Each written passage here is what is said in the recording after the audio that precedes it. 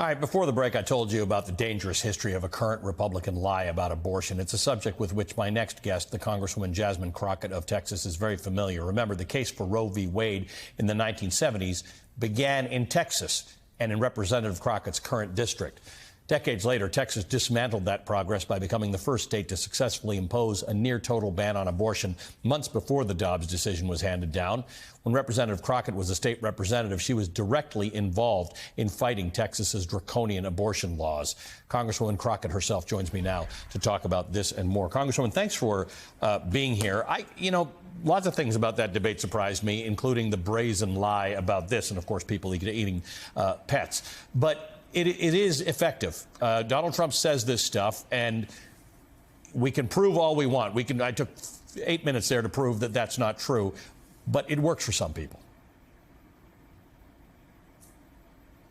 It does. It's really frustrating because we have to fight so many just flat out lies. I think we've been talking about misinformation and disinformation. He knows he's lying. And I appreciate those in social media that have decided to literally make a mockery of him. I mean, there were so many memes that came out and said, on that debate stage, we saw a man be aborted 73 years after he was born, right? It just doesn't happen. We have laws for that. But unfortunately, it reminds me of just kind of the ignorance that typically leads the Republican Party. We know that at some time there was justification for slavery because they didn't truly understand what, quote unquote, was making us different or whatever their justifications were. But it's this idea of if I don't understand something, then I'm then just going to lash out against it. Same thing with our LGBTQIA community. And so that is one reason that as I've hit the trail, I was in Ohio as Ohio was trying to pass their issue, and it did pass, even though they put all of these different obstacles in front of it. I said, this isn't about whether or not you agree with abortion. Right. And I want people to be comfortable with saying, I don't necessarily agree with abortion, but if you believe in freedom, then you should absolutely be on this bandwagon, because I'm not asking you to judge me or to make decisions for me and my body that me and my doctor are going to make. But at some point in time, there is some freedom that you hold dear that there will be license to go after. And so until you understand that all of these freedoms are inextricably linked, then you will never understand that we are all actually under attack. And that's what we see when we look at the LGBTQIA community, when we see the attacks on our history, when we see the attacks on diversity, equity, and inclusion. It is all linked. And when you look at organizations such as the Heritage Foundation, you can see they are a common thread in all of it. And let's be clear, you are a legislator, you're a United States member of Congress, and yet you and I have different rights over our own bodies. I have greater rights over my bodily autonomy than you as a member of the United States Congress have right now as we speak. That's absolutely right. And Ali, what is also very frustrating is that people don't understand the economic implications as well, right?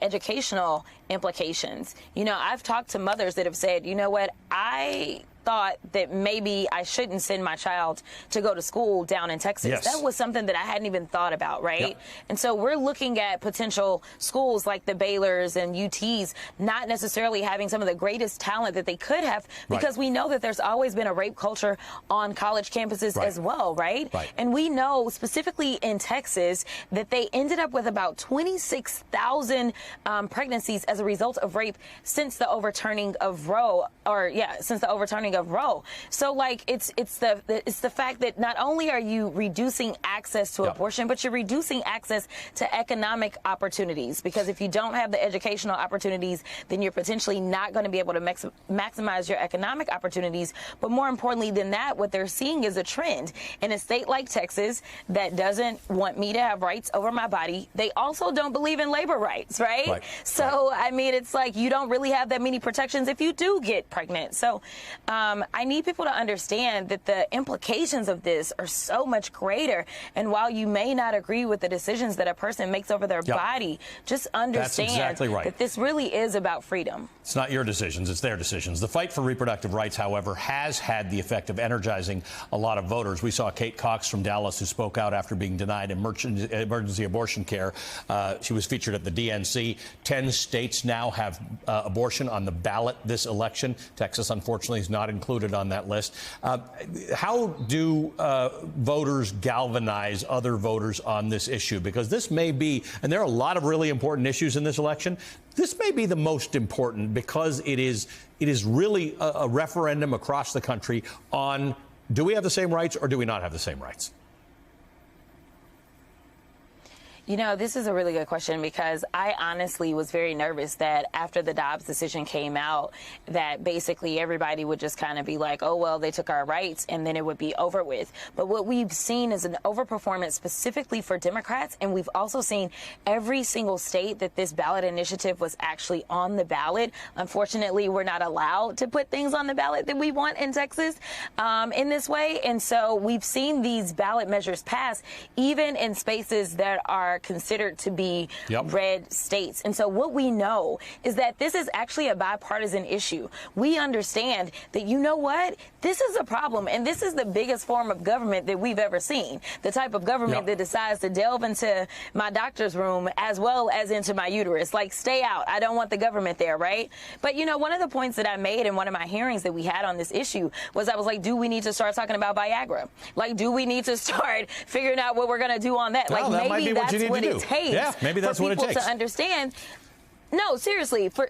Exactly, because it's like we don't want to talk about that. We don't want to talk about, you know, but nevertheless, I do think that this is going to hurt them. We saw in the midterms that Democrats overperformed. We were supposed to get swept out of the House. Now, granted, we ended up getting kicked out the House, but we didn't get swept out the House. And I think that they are going to see a similar type of backlash, especially in Florida, where they decided that they wanted to do things like, well, let's raise the thresholds. So now the threshold is 60%. And so they have abortion as well as marijuana on the ballot. I think that those potentially will be galvanizing issues that hopefully may end up getting us a new senator in the state of Florida. So, you know, I do think that the Republicans understand that this is a problem. This is why they decided that they were going to pull the national abortion ban out of their platform after it's sitting there for 40 years. They decided to pull it out because they are losing every time they talk about it. And you see Donald Trump, he can't give you a good answer. He doesn't have an answer, which tells you everything you need to know, America.